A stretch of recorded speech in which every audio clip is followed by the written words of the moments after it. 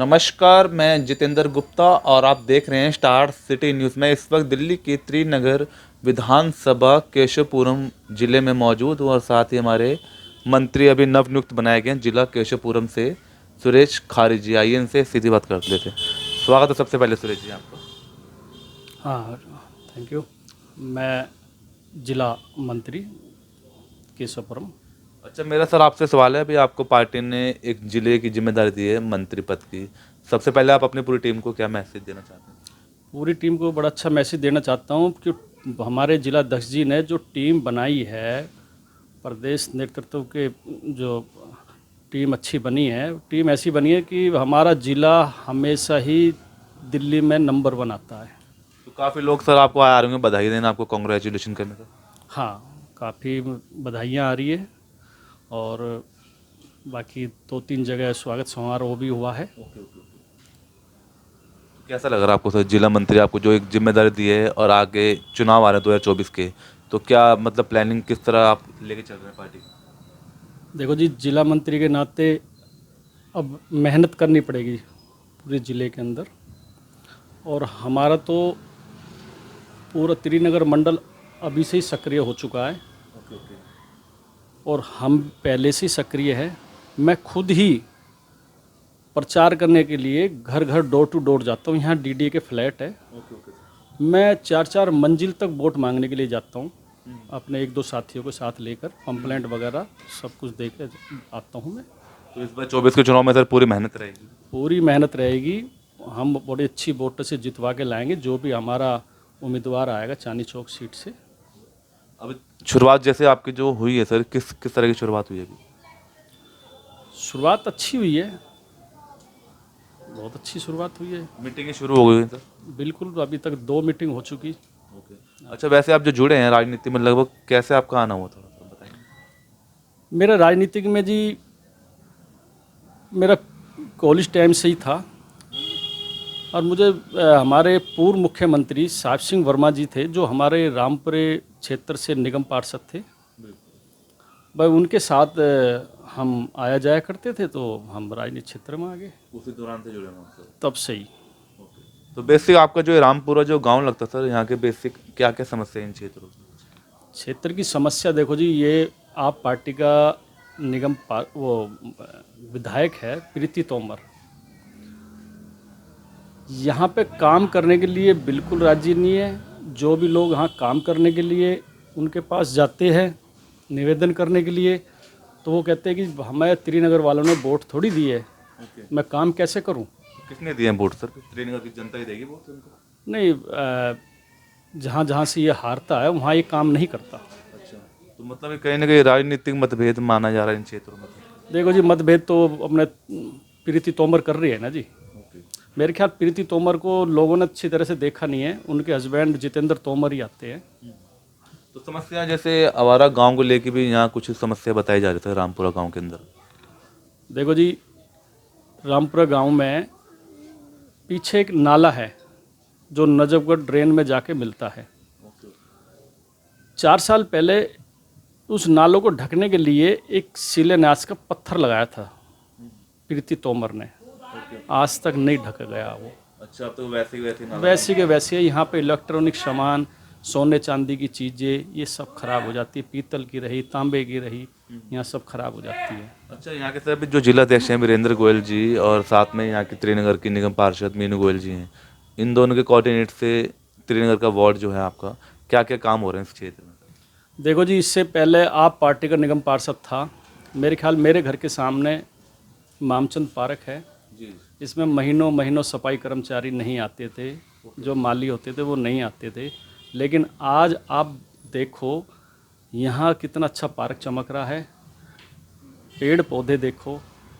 अभी इस रामपुरे गांव के अंदर 27 पार्क है और 27 के 27 पार्क देखो, निगम पार्षद पूरा ध्यान देती है। निगम पार्षद के साथ साथ जो है हमारे जिलाध्यक्ष जी, वो भी उनके साथ काम करते हैं। दिल्ली में जो लगातार महंगाई, प्याज के दाम बढ़ रहे हैं, ऊपर से वायु प्रदूषण आप देख रहे हैं लगातार, दिल्ली गैस चैम्बर बनते जा रहा है, इस पे आपका क्या कहना है? देखो जी, महंगाई तो है नहीं, बाकी नहीं, महंगाई नहीं है। महंगाई ये तो विपक्ष वाले उड़ाते हैं बातों को।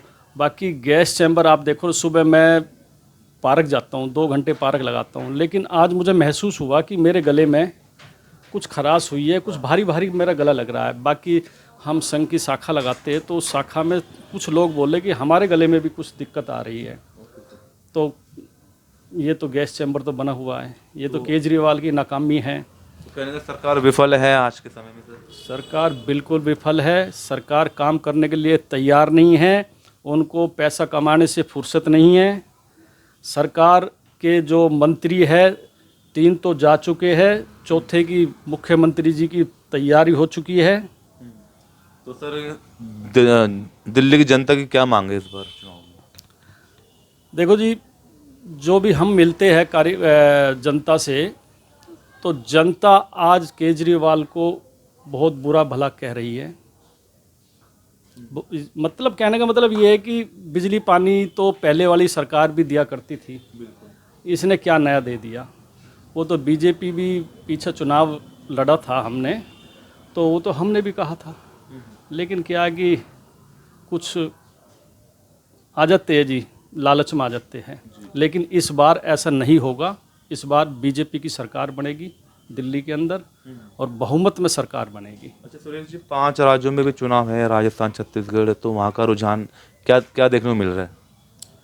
5 राज्यों में हम आएंगे, बीजेपी आएगी। क्यों लग रहा है आपको? राजस्थान का क्या लग रहा है आपको सर? राजस्थान का देखो जी, राजस्थान का बहुत अच्छा रिजल्ट आएगा, बहुमत में आएंगे, बिल्कुल आएंगे। वहाँ जा राजस्थान की सरकार ने जो हमारे हिंदू भाइयों पे, जो महिलाओं पे अत्याचार किए हैं, वो पूरी देश की जनता देख रही है, और बाकी स्टेटों में भी बीजेपी आ रही है।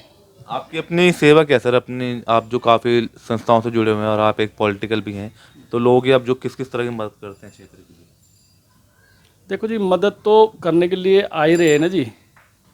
बाकी जनता बदलाव चाह रही है, वो बदलाव के मूड में बैठी हुई है।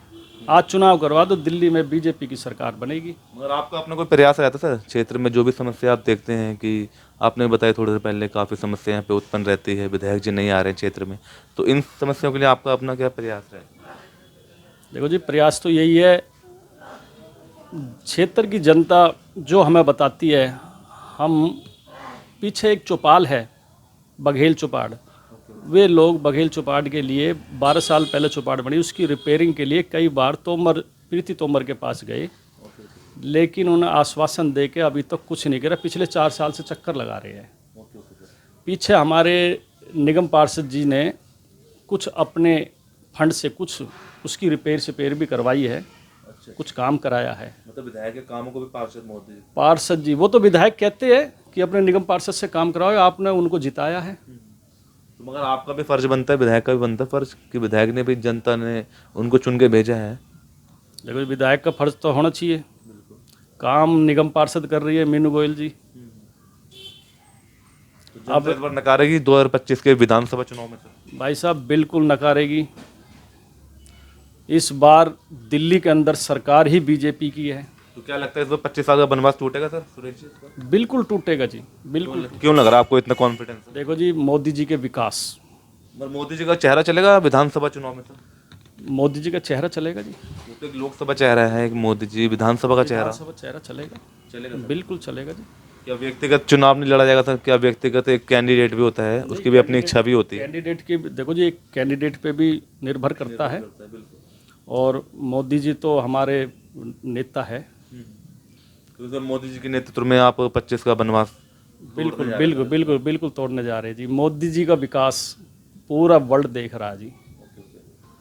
और कुछ जनता में कोई अपील सर देना चाहते हैं? आने वाले त्यौहार भी आ रहे हैं, दिवाली भी आ रही है, इस पर कुछ छोटा सा मैसेज?